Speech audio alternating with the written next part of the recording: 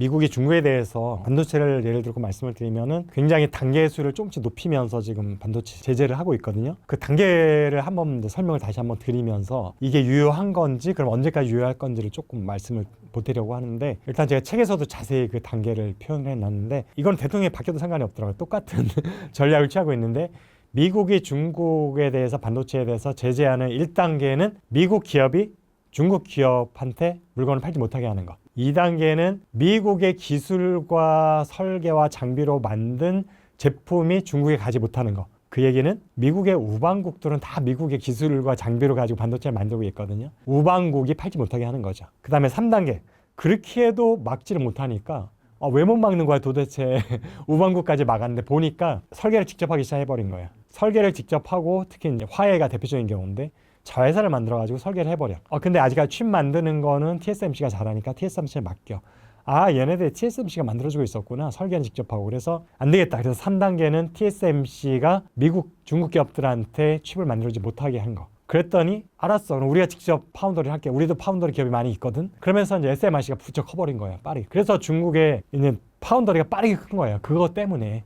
그래서 탑 10 안에 3기업이 들어왔던 거고, 그랬더니 이제 마지막으로 4단계는 뭐냐면, 그러면은 중국의 파운더리 중에 가장 큰 SMIC한테 너네들한테는 이제 중국의 장비를 팔지 못하게 할게. 그럼 너 칩 어떻게 만들까? 미국 장비 없이 어떻게 만들 건데가 지금 4단계거든요. 여기까지가 최종인데, 사실은 그래도 우회적으로 다 팔고 있어요. 그걸 어떻게 할 수 있냐면, 작년 2분기인가요? 그럼 미국의 증권거래소 SEC에서 발표한 보고서에 의하면 미국의 대표적인 반도체 장비 업체들이 포트폴리오, 매출 포트폴리오준을 국가별로 분석을 한 게 있어요. 이게 사업보고서 분석한 거겠죠. 중국이 여전히 AMAT가 가장 크고, 그 다음에 램 리서치가 있는데 30% 이상의 고객이 중국에 있다는 것. 뭐지?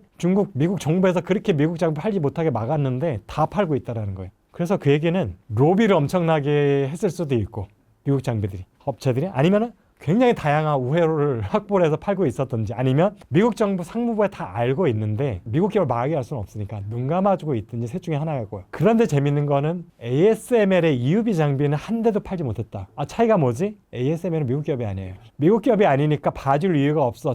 철저하게 모니터링하고 눈에 불을 켜고 보고 막고 있는 거라서 EUV 장비는 못 들어가고 있습니다. 자, 그러면은 지금 중국이 파운더리에서 선단 제품을 못 가고 있는 것과 D램에서 아직도 5세대를 못 가고 2세대에 머물고 있는 것이 이유가 뭘까 생각해 보면, 제가 볼 때는 EUV가 없는 게 가장 큰 이유라고 생각이 되고 있어요. 그래서 지금 미국이 여러 가지 다양한 제재를 1단계, 2단계, 3단계, 4단계까지 했는데도 소용이 없었잖아요. 중국 기술은 높아지고 있고 시장 점유율이 높아지고 있는데 유일하게 틀어막고 있는 건 EUV 장비 하나예요. 요 장비 반입이 막혀 있는 한은 여전히 미국이 원했던 바에 부분적으로는 목표를 달성할 수 있다. 중국이. 그러니까 EUV 때 막혀 있는 부분은 분명히 있거든요. 근데 이게 어떻게든지 풀리게 되는 순간 지금보다 훨씬 빠른 속도로 중국은 미국과 한국의 모든 반도체 기업들을 따라올 거라는 게 제 생각이거든요. 그래서 지금 ASML의 EUV 장비가 중국에 풀릴 수 있느냐 없느냐, 풀린다면 어느 시점에 풀릴 거냐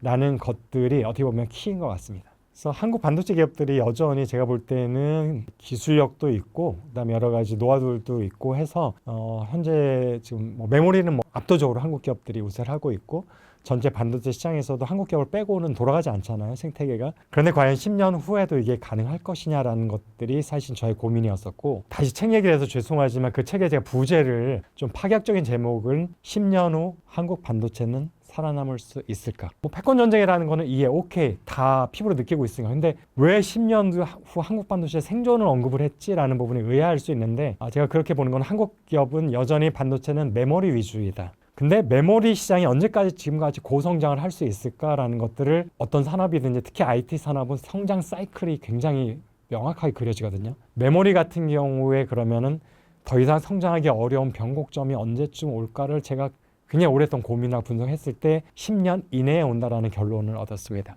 그래서 그 10년이 오기 전에 현재의 메모리 의존도를 낮추고, 단순한 메모리가 아니라 우리가 프로세서로 가든지 아니면 패키지 올인원으로 가든지, 메모리와 프로세서가 하나의 칩에서 구현될 수 있는 멀티 모달로 갈 수 있는 올인원 칩이 되든지 쪽으로 우리가 빠르게 개발하고 그 시장에서 주도권을 잡지 않으면 단순한 부품 업체로 전락할 수밖에 없다. 그러면 이제 성장 자체가 더 이상 못하기 때문에 그다음부터 제로섬 게임이 되거든요. 그러면 이제 수익성은 완전히 이제 바닥으로 내려갈 수밖에 없는 상황. 그래서 지금 그게 10년 이내에 일어날 큰 변화로 저는 보고 있어서 지금 한국 기업들이 그 상황에서 여전히 주도권을 잡기 위해서 앞으로의 10년의 경과 중요하다. 그래서 우리 한국의 모든 생태계를 아우르면서 발전해 나갈 수 있는 그다음에 메모리 칩 위주에서 다양한 고객과 다양한 제품군으로 빠르게 우리가 포트폴리오 바꿔가는 전략을 지금부터 준비해야 되겠다라는 것들이 드리고 싶은 말씀입니다.